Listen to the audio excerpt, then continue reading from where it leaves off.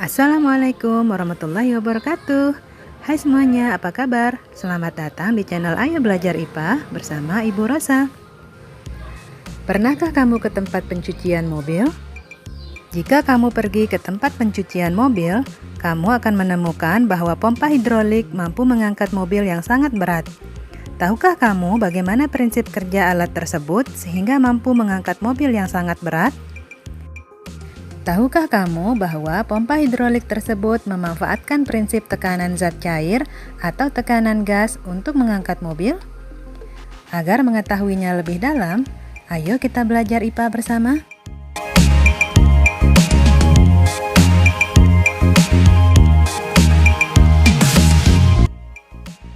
Tekanan zat cair. Pada subbab ini kita akan belajar mengenai tekanan hidrostatis, hukum Archimedes, dan hukum Pascal. Kita bahas satu persatu ya. Tekanan hidrostatis. Indonesia merupakan negara yang memiliki lautan yang sangat luas. Tuhan telah menganugerahkan pesona bawah laut Indonesia yang sangat indah, sehingga kita patut mensyukuri dan menjaganya. Pernahkah kamu menyelam ke dalam laut untuk melihat biota bawah laut? Ketika kamu menyelam, bagaimanakah kondisi telinga yang kamu rasakan? Apakah telingamu terasa tertekan? Semakin dalam kamu menyelam, kamu akan merasakan tekanan yang lebih besar. Mengapa hal ini dapat terjadi? Kedalaman zat cair dan massa jenis zat cair mempengaruhi tekanan yang dihasilkan oleh zat cair atau disebut dengan tekanan hidrostatis. Semakin dalam zat cair, semakin besar tekanan yang dihasilkan. Semakin besar massa jenis zat cair, semakin besar pula tekanan yang dihasilkan. Secara matematis, tekanan hidrostatis dapat dirumuskan sebagai berikut. P sama dengan Rho dikali G dikali H.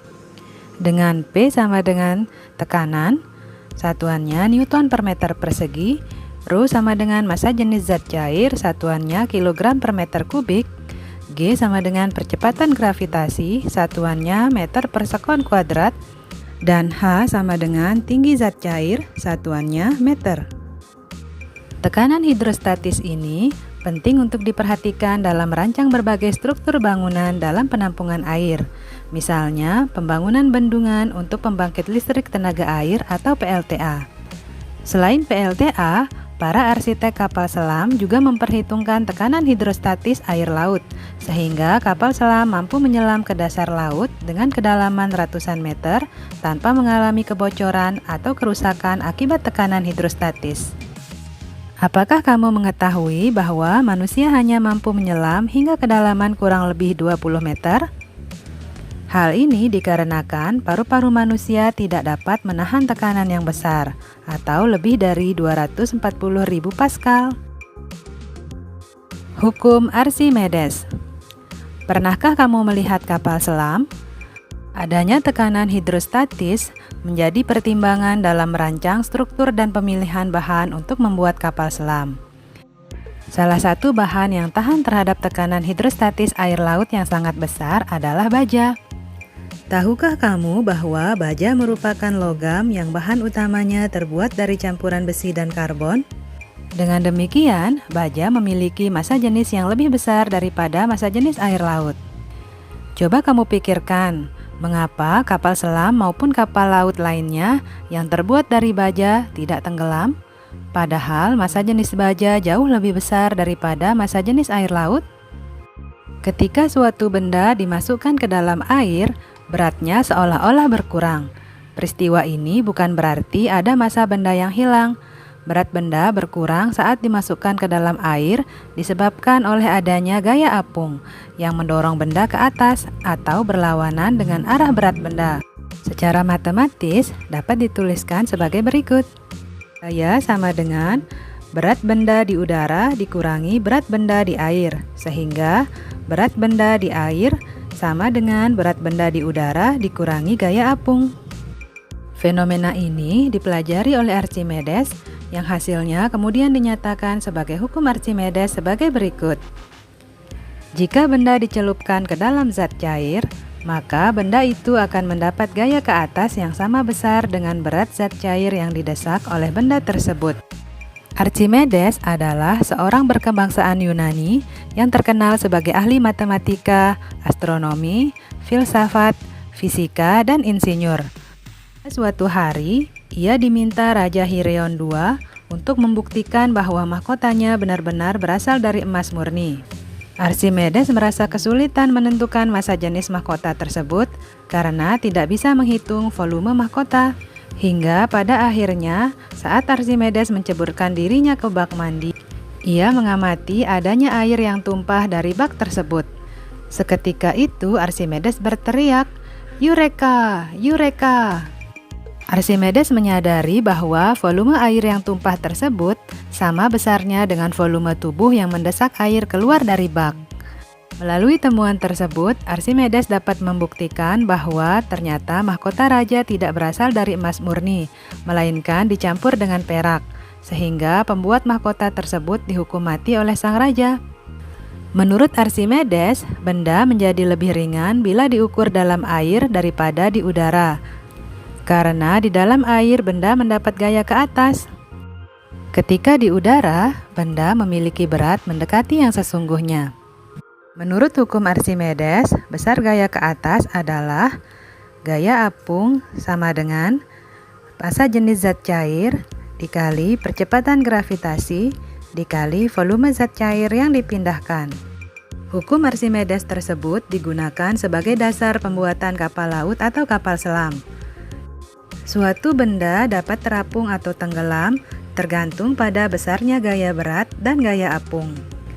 Jika gaya apung maksimum lebih besar daripada gaya berat, maka benda akan terapung. Sebaliknya, jika gaya apung maksimum lebih kecil daripada gaya berat, maka benda akan tenggelam. Jika gaya apung maksimum sama dengan berat benda, maka benda akan melayang. Gaya apung maksimum adalah gaya apung jika seluruh benda berada di bawah permukaan zat cair. Hampir semua logam memiliki massa jenis atau kerapatan yang lebih besar dari air. Tentu kamu berpikir bahwa semua logam akan tenggelam dalam air. Mengapa kapal laut yang terbuat dari logam tidak tenggelam? Kapal laut dapat terapung karena pada saat diletakkan secara tegak di lautan, kapal laut dapat memindahkan air laut dalam jumlah yang cukup besar, sehingga kapal laut mendapat gaya ke atas yang sama besar dengan berat kapal laut. Bagaimana dengan kapal selam? Bagaimana kapal selam dapat terapung, melayang, dan tenggelam dalam air laut?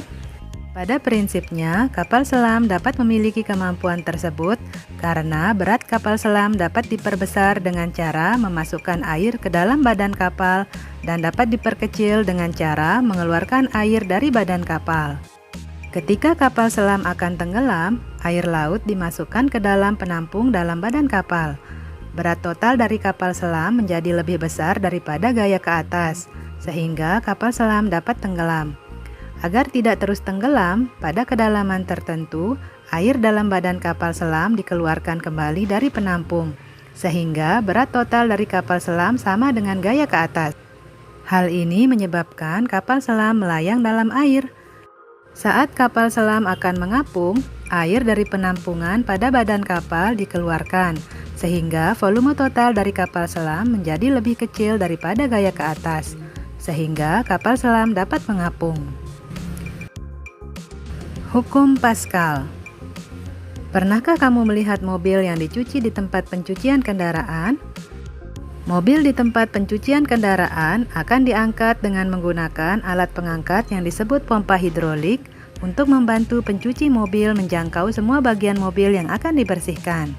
Bagaimana alat pengangkat tersebut dapat mengangkat mobil yang sangat berat, padahal di dalam pompa hidrolik tersebut hanya berisi udara atau dapat berupa minyak? Fenomena ini menunjukkan bahwa tekanan yang diberikan pada zat cair dalam ruang tertutup akan diteruskan ke segala arah dengan besar yang sama. Hal ini merupakan bunyi dari hukum Pascal yang dikemukakan oleh Blaise Pascal. Blaise Pascal yang lahir pada 19 Juni 1623 adalah seorang ahli matematika dan geometri yang juga mendalami ilmu filsafat dan agama. Meskipun tidak menempuh pendidikan yang resmi, pada usia 12 tahun, Pascal berhasil menciptakan mesin penghitung yang membantu pekerjaan ayahnya sebagai petugas menarik pajak. Sepanjang hidupnya, banyak penemuan yang ia publikasikan, terutama pada bidang matematika. Selain itu, Pascal juga banyak melahirkan karya-karya dalam bidang fisika hidrodinamika dan hidrostatika. Salah satunya adalah hukum Pascal. Coba perhatikan gambar berikut ini yang merupakan penerapan hukum Pascal pada pompa hidrolik. Jika pada penampang dengan luas A1 diberikan gaya dorong F1, maka akan dihasilkan tekanan P sama dengan F1 per A1. Menurut hukum Pascal, tekanan tersebut diteruskan ke segala arah dengan sama besar, termasuk ke luas penampang A2. Pada penampang A2 muncul gaya angkat F2 dengan tekanan P sama dengan F2 per A2. Sehingga secara matematis diperoleh persamaan pada dongkrak hidrolik sebagai berikut. F1 per A1 sama dengan F2 per A2, atau F2 sama dengan A2 per A1 dikali F1, dengan P sama dengan tekanan satuannya Newton per meter persegi. F1 dan F2 sama dengan gaya yang diberikan satuannya Newton. A1 dan A2 sama dengan luas penampang satuannya meter persegi. Jika A2 lebih besar dari A1, maka akan diperoleh gaya angkat F2 yang lebih besar dari F1. Ini merupakan prinsip kerja dari pompa hidrolik. Apakah kamu sudah mampu menjawab mengapa pompa hidrolik mampu mengangkat motor atau mobil yang sangat berat dengan menggunakan gaya yang kecil, padahal di dalam pompa hidrolik tersebut hanya berisi udara atau dapat berupa minyak? Pompa hidrolik menerapkan prinsip dari hukum Pascal. Pada pompa hidrolik terdapat dua luas penampang yang berbeda, yaitu luas penampang kecil atau A1 dan luas penampang besar atau A2.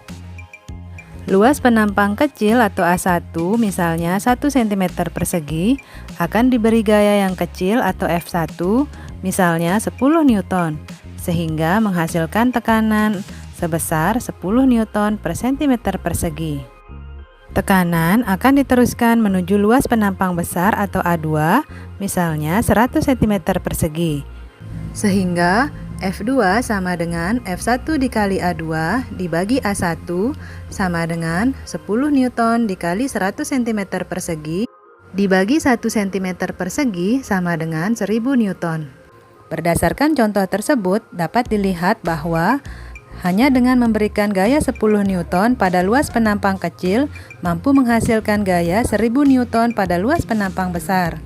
Berdasarkan prinsip inilah, pompa hidrolik tersebut mampu mengangkat motor atau mobil yang cukup berat. Sekian dulu video pembelajaran kita kali ini. Selamat beraktivitas ya, dan jangan lupa untuk tetap mematuhi protokol kesehatan dengan melaksanakan 3M. 1. Mencuci tangan dengan sabun di air yang mengalir. 2. Menggunakan masker. Yang ketiga, menjaga jarak dan menghindari kerumunan. Sampai jumpa lagi. Assalamualaikum warahmatullahi wabarakatuh.